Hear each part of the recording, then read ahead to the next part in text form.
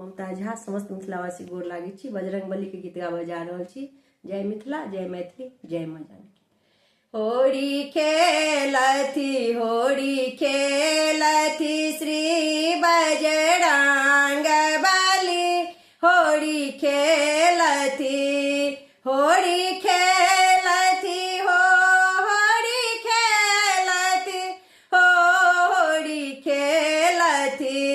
होड़ी खेलथी श्री बजरंग बली।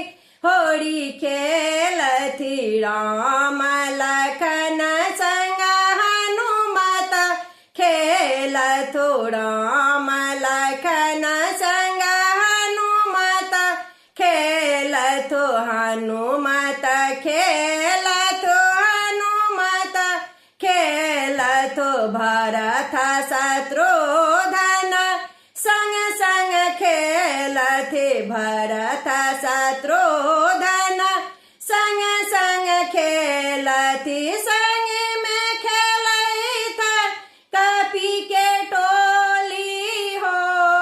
संग में खेलैथ कपी के टोली। होली खेलथि होड़ी खेलथि श्री बजरंग बली। होड़ी खेलथि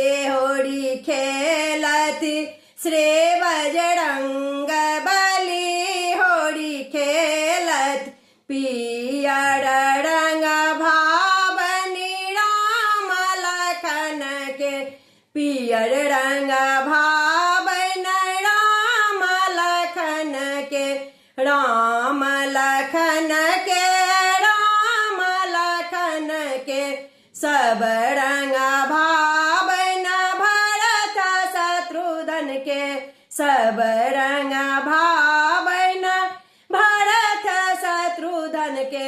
लाल रंग भावन बजरंग बली हो।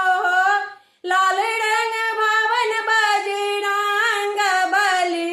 होड़ी खेलथि श्री बजरंग बली। होड़ी खेलथि सगरो अयोध्या रंग सो भरल अछि। सगरो अयोध्या रंग सो भरल अछि। रंग सो भरल अछि। रंग सो भरल अछि। धरती गगन धूम सो मचल अछि। धरती गगन में धूम मचल अछि। धूम मचल अछि। देखी देखी हंसैत जनक दुलरी हो। देखी देखी हंसैत जनक दुलरी। होली खेलथि श्री बजरंग बली।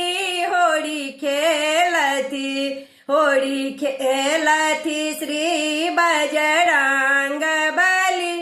होड़ी खेलथि। धन्यवाद।